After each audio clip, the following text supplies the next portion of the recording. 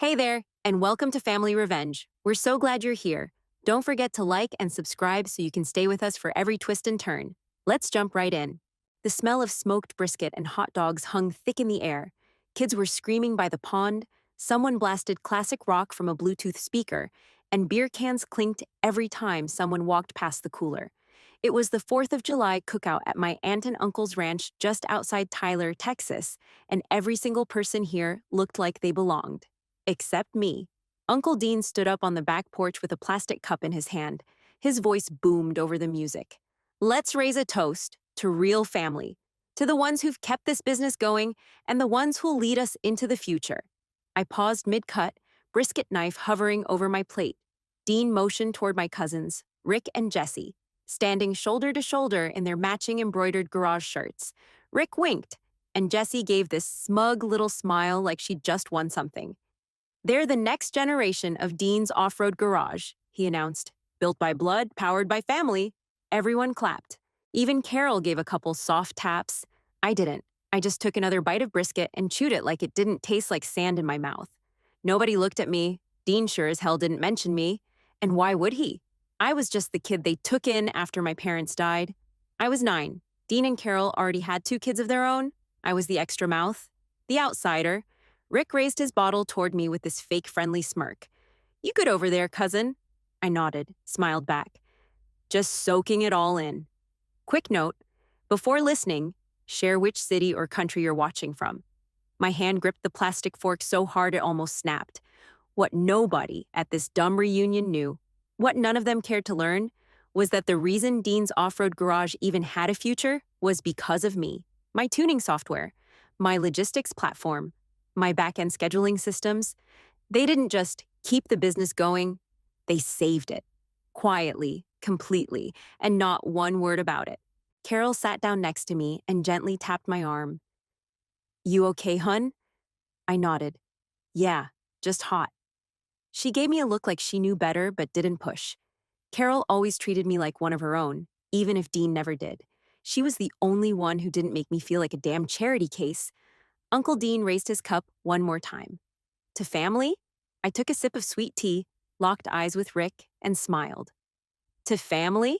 Then I stabbed another bite of brisket and kept chewing. Didn't matter what I said. I wasn't one of them. But they were about to remember who kept the lights on. Dean didn't waste any time after dinner. The paper plates were still stacked with half-eaten coleslaw and baked beans when he clapped his hands for attention. All right, he said, standing up again like we were all about to witness history. It's time we talk about the future, the real plan. Rick leaned back in his lawn chair, arms crossed, like he already knew what was coming. Jessie sat straight up, hair tied back, lips tight like she was waiting to collect a trophy. Dean pointed between them. Rick's gonna take over parts and inventory. Kid's been around the shop since he could walk, knows the stock better than anyone. Rick puffed his chest and grinned like he just got drafted. Jessie'll be running customer accounts and front desk ops, Dean continued. She's got the people skills and keeps things moving smooth. Jessie nodded like it was obvious. Dean turned to Carol. You'll keep doing books. We'll bump your hours and title. Make it official. Carol smiled politely. Not happy. Just polite. Then Dean looked at me. I already knew what was coming. And you, he said, like he had to force the words out. You keep doing your little code stuff or whatever, that tech backend thing you mess with. We'll keep you looped in on that side. That side, not this side, not the family side. I set my fork down. That code stuff runs your operations. Dean gave a half chuckle. Well, sure, but the real work's here. Elbow grease, wrenches, trucks, not computers. Carol jumped in, soft but firm. Actually, he just won that industry award last month. Remember the AI auto-tuning algorithm? It's a pretty big deal. I shook my head. Carol, don't. She glanced at me, confused. I wasn't mad at her. I just didn't want her defending me like I couldn't handle it myself. Rick laughed, loud enough to pull everyone's eyes. Yeah, okay, awards. From who? A bunch of nerds in lab coats? I ignored him. He leaned in. Be real, man. You don't even know how to work on a real vehicle. You were just a charity case. Carol did the nice thing. You got raised on pity. My jaw locked. I didn't move. I didn't blink, but I felt the heat rise straight from my gut. Jesse elbowed him. Rick, stop. He shrugged. What? It's true. I stared straight at Dean. You gonna say something? Dean looked right at me, didn't flinch. You're not blood, but you've made yourself useful. Just stay in your lane. Useful. Like a damn hired hand they don't have to pay benefits to. My fingers clenched the rim of my plate. The corner cracked under the pressure. They had no idea. None of them knew that 3 years ago, they were weeks from bankruptcy. Dean had just blown a fortune on that Arizona expansion. Leased equipment, property, a failed satellite shop that never even opened. He was underwater. Vendors were walking, employees were quitting. The bank was circling. And then, like magic, Trailhead Holdings appeared. A quiet little firm from Austin offering investment and back-end restructuring, debt consolidation, modernization, licensing for proprietary software that made their old systems look like a joke. $3 million. My money, my tech, my company. I'd kept my name out of it on purpose. I didn't want credit. I just wanted to help Carol. I told my investment team to keep it clean, make it look like a straight business transaction. I even gave them a discount. Now here I was, being told to stay in my lane, like a damn outsider tagging along for the free food. Dean stood up and stretched, clapping Rick on the back. We're in good hands. Real family business, top to bottom. I didn't say a word, didn't argue, didn't flinch. I just started stacking plates. Carol helped, silently, her hands moving slow like her mind was somewhere else.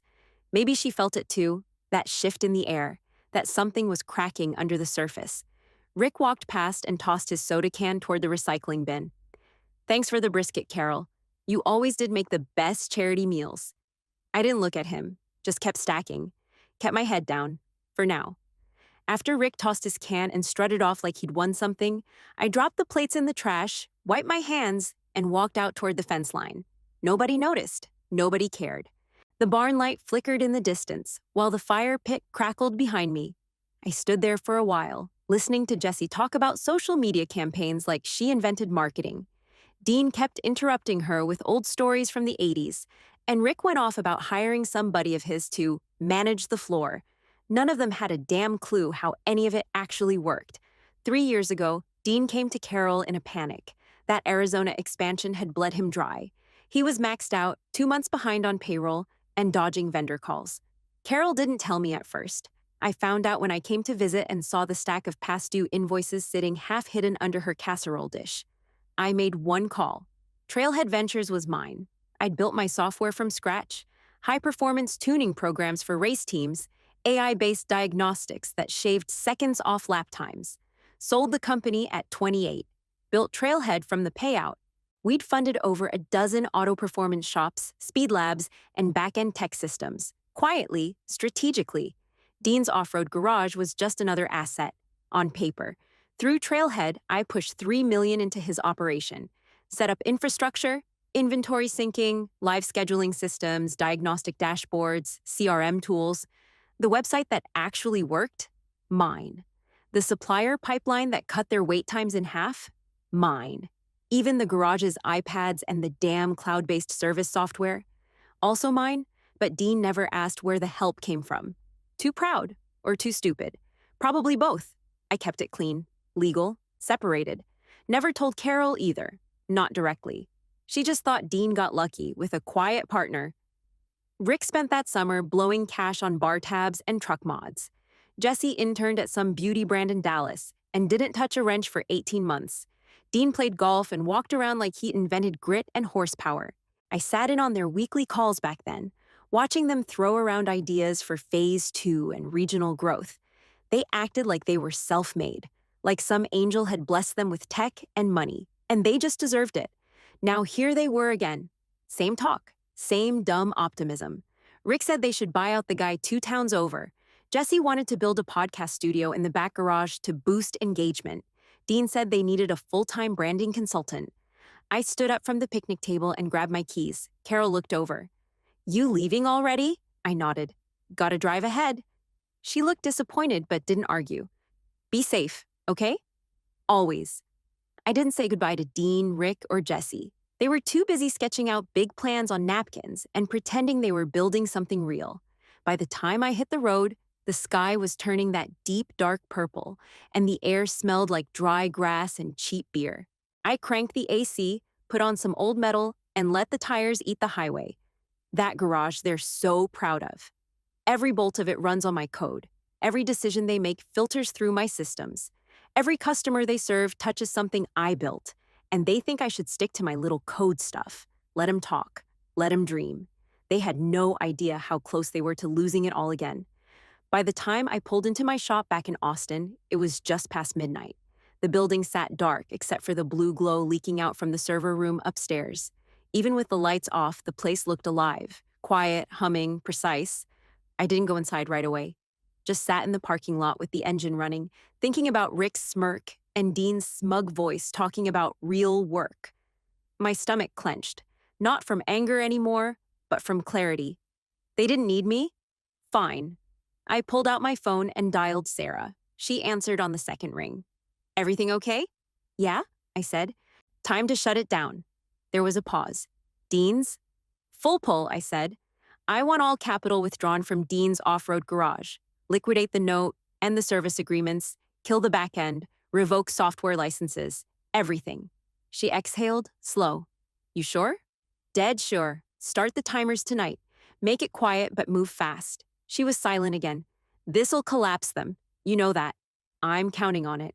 All right, I'll push it through by morning. Systems will start flagging errors by 10. They'll be in panic mode by noon. Perfect, I said, and hung up. I walked into the shop and flipped on the lights. My crew had already locked up for the weekend. Wrenches organized, cables coiled, bays spotless. I walked past the line of race builds, waiting for final tuning, and headed upstairs to my office. Sat down at my desk, logged in, and checked the status of every contract Trailhead had tied to Dean's garage. 5 clicks later, they were all marked for termination. My phone buzzed with a missed call from Dean, then another from Jesse, then Rick. I ignored them all. By the time I left the shop, the sun was starting to rise. I drove straight to the diner. Carol was already there, sitting in our usual booth near the back window. 2 mugs of coffee steamed between us. She smiled when she saw me. You look tired. Didn't sleep. She handed me a menu, even though I always ordered the same thing. You work too hard. I shrugged. Pays the bills. We ordered pancakes and bacon, like always. She asked about business, and I gave her the usual update. New client from out in Colorado, another shop upgrade, maybe heading to a trade show in Vegas. Nothing about Dean, nothing about the bomb I just lit under their feet. She didn't ask, but I knew she felt it. The silence between us wasn't cold, it was careful. Halfway through breakfast, she reached across the table and touched my hand. You know I'm proud of you, right? I nodded, didn't look up. I know. I mean it. I finally met her eyes. You're the only reason I ever stuck around. She gave a soft smile. You didn't have to. Yeah, I said, pushing a piece of pancake through the syrup. I did. We finished breakfast in peace. No drama, no backhanded comments, no fake toasts, just the sound of forks on plates and the clink of mugs between us. When we walked out to the parking lot, she hugged me a little tighter than usual. Text me when you get back to the shop. I will. I watched her drive off in her old Tahoe, taillights glowing in the morning light. Then I got in my truck, flipped my phone back on, and watched the flood of missed calls roll in. 12 from Dean, 7 from Rick, 4 from Jesse. And that was just the beginning. By the time I pulled into the shop lot and walked through the front door, my phone had rung 17 times. I silenced it and tossed it on the desk. The crew was already in, rolling out a GTR for a tune. My lead tech gave me a thumbs up through the glass. I nodded back, headed upstairs. I'd barely sat down before Sarah called. It's done, she said. All contracts voided, funds pulled. Tech reverted to trial mode at midnight. Any issues on our end? None. Clean break. Their systems started flagging warnings around 6. By 9, most of their functionality was frozen. Diagnostics offline. Vendor queues broken. Inventory systems throwing null codes. I leaned back in my chair. Good. They're in full meltdown. You want me to forward the support tickets? Nope. Okay. Want me to keep an eye on their public social feeds? Let them scream. Doesn't change anything. She paused. You expecting backlash? I'm counting on it. I hung up, opened my laptop, and started going through new proposals. 2 shops in California were looking to upgrade their diagnostics. A custom parts dealer in Denver wanted exclusive license access. One performance team from North Carolina was asking for remote tuning support. The calls kept coming. Rick, then Dean, then Jesse again. A voicemail popped up. Static, some yelling in the background. Then Dean's voice loud and panicked. Something's wrong with the system. Everything's gone. What the hell's happening? Call me back, damn it. I didn't. Instead, I moved on to the next pitch deck. Around lunchtime, I stepped outside, stretched, and watched one of the guys drift a tuned Evo across the lot. Clean run, no engine hiccups. Our tools worked. Our systems flowed. Nothing broke here.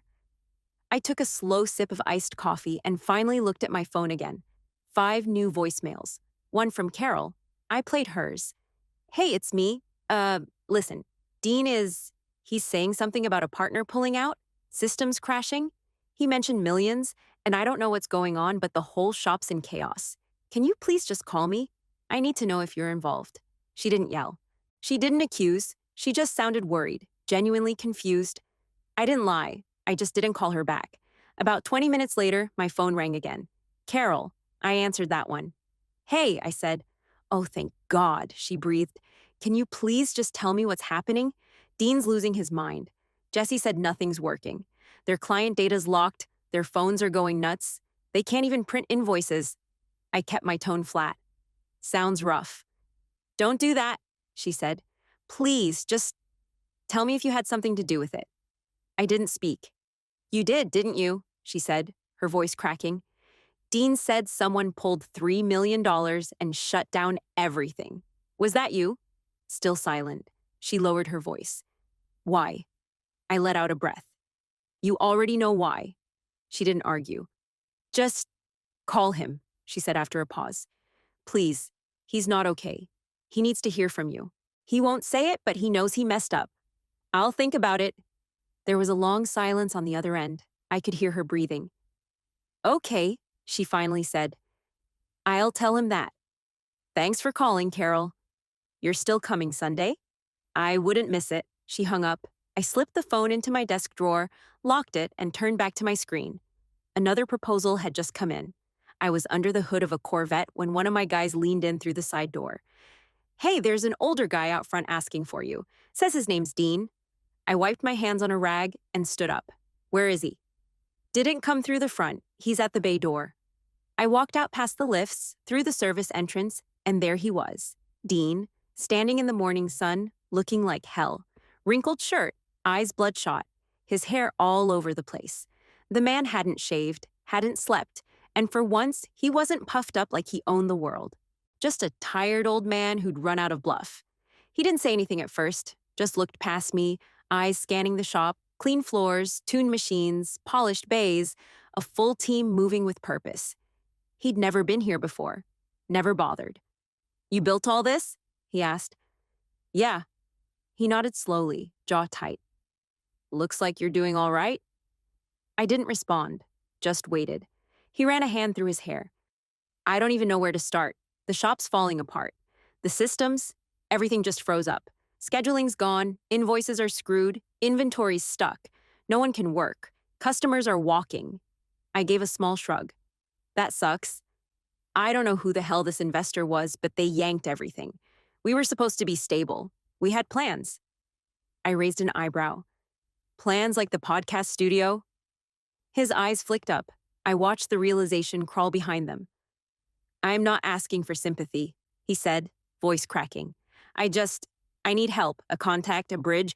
If you know anyone in the capital space who might want to invest, you need a bailout. I need a shot, he said. A second chance. Something. Anything. I walked past him, into the small conference room off the floor. He followed, dragging his boots like they weighed 100 pounds. I pulled up the Trailhead Ventures website on the wall monitor, let him read it with his own eyes. He squinted. Trailhead? Yeah, I said, leaning back in the chair. Sound familiar? He stared at the screen. A beat passed, then another. I waited. Finally, his mouth opened. That's the name from the Arizona deal. That was the firm that came in back then. That was you? I nodded once. His face collapsed. No color, no pride. Jesus! You're the reason we made it through that year. Yup. He tripped over the next words, voice going raw. You saved the business. You built the systems. All that tech, all mine, I said. Licenses, infrastructure, funding. Everything you've been bragging about for the last 3 years came from me. He sat down across from me, like someone had cut the strings out of his spine. Just sagged there, hands in his lap, staring at the screen. I didn't know, he said, like that was supposed to matter. You didn't ask. He nodded slowly, then looked up, eyes wet. I'm sorry. I let the silence sit. He swallowed hard. I should have treated you better. I didn't respond. I'd waited a lifetime for him to say those words. Now that they were here, they didn't mean a whole lot. You gonna help us? He asked, voice almost a whisper. I stood up and killed the screen. That depends, I said. He looked at me, desperate. On what? I opened the door and walked out toward the floor. Keep up, Dean. We're not done yet. Dean followed me back into the main shop, blinking under the LED lights like a guy who'd just stepped into another universe. He looked around, at the custom lifts, the CNC rig, the stacked tool walls, the glassed-in dyno bay, and you could see the gears grinding behind his eyes. This ain't just a side hustle, he muttered. Nope. He turned in place, staring at the shop floor like he was trying to rewind time. You really built all this? I built more than this, I said. You just never looked. He rubbed his face with both hands, fingers dragging down his cheeks. I thought you were just messing with computers, tuning apps, back-end stuff, whatever the hell. I stared him down. You mean the software that increased your throughput by 38%? The scheduling platform that eliminated your double bookings? The inventory pipeline that saved you 6 figures a year? That stuff? He lowered his eyes. I didn't know. Because you didn't want to. You just needed the help. Once things stabilized, you made yourself the hero again. He stopped, took a shaky breath. You didn't even put your name on it. Why? Because I wasn't doing it for you. He blinked. Then who? Carol, I said flatly. That shut him up. I walked over to the bench, grabbed a cloth, wiped some grease off my hands. You remember that day I showed up with a duffel bag after the wreck? 9 years old. Didn't even know how to button my own shirt right. He nodded, eyes still down. You didn't want me there. You barely spoke to me for the first year. Always made sure I knew the difference. Your kids were blood. I was just a reminder of something inconvenient. His jaw flexed, but he didn't argue. I made peace with that a long time ago, I said.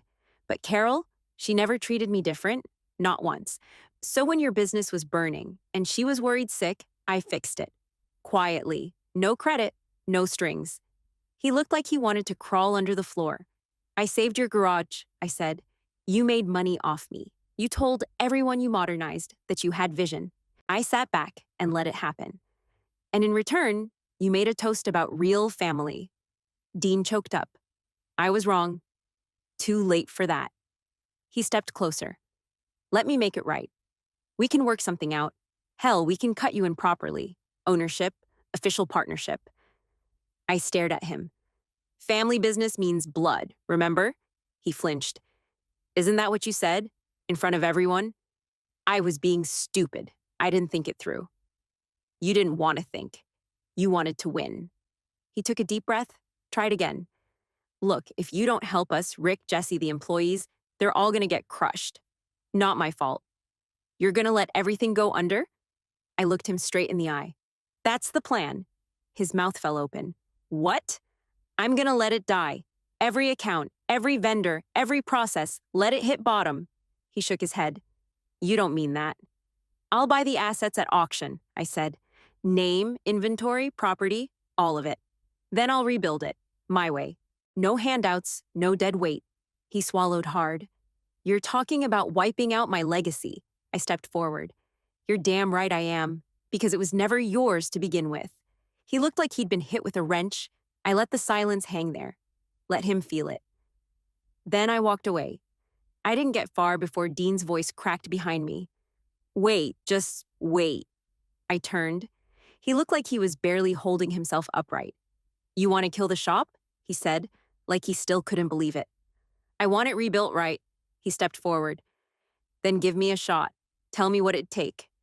I crossed my arms. 80% ownership, all under Trailhead. His face dropped. 80? You keep 20, I said, as long as you stay out of the way. He started pacing, hands shaking. I built that place. No, I said. I did. You just stood in the photos. He stared at the floor. I'm installing professional management, I continued. Someone who actually knows what the hell they're doing. No more backroom decisions, no nepotism. Dean blinked at me. What about Rick? He's out, completely. He took a sharp breath. Jessie? She can apply for a junior admin role, I said. Entry level. If she earns it, she stays. And Carol?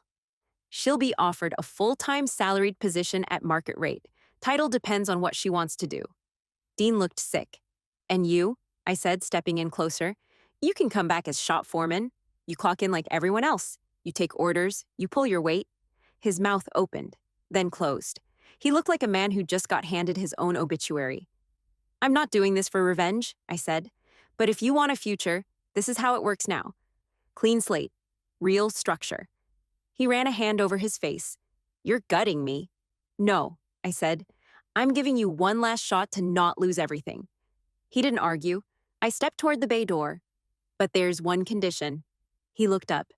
You want me to consider this deal? You tell Rick, Jessie, and Carol everything. No lies, no spin. Full truth. Who saved the business? Where the money came from. What you did with it. Dean backed up a step. They'll hate me. Then maybe they'll understand what real consequences feel like? He looked down, hands clenched at his sides. Carol's gonna be crushed. She's earned the truth. He sat down on a nearby stool, like his legs couldn't hold him up anymore. You're really not gonna let this go, are you? No. He looked up defeated. Why'd you even help us in the first place? I didn't hesitate. Because Carol showed me what real family is. Dean didn't speak, just sat there, breathing like every word had knocked the wind out of him. I let the silence drag. Then I turned and walked back inside. 3 months later, the new signs were up. Trailhead Performance Garage, same address, different rules. Dean was in the bays by 7 every morning. Didn't complain. Didn't take long breaks. Didn't boss anyone around. He wore the same blue shirt as the rest of the crew. Name patch, grease stains, earned. He was a damn good foreman. Better than I expected. Jessie sat up front now. We put her on invoicing first, then trained her on the part system. She asked questions, wrote things down. Didn't expect shortcuts. She learned fast. She actually cared. Rick? Nobody's heard from him since the transition. Word is he blew out of town the same week the HR email hit his inbox. No one missed him. I stayed mostly in the background. Oversight, strategy, contracts. I hired real managers, real techs, and made sure every job had a system, not a guess. Trailhead Tech ran the garage tighter than it ever had.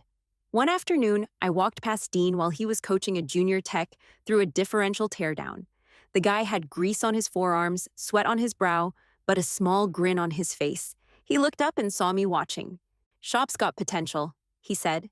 Shop's finally got direction, I told him. He nodded, wiped his hands, and went back to work. Every Sunday, I still met Carol at the diner. Same booth, same 2 mugs of coffee. She never brought up what Dean had told her, not directly. But she looked at me different now. More proud, less worried. This past Sunday, she reached for the check before I could. I've got it, she said.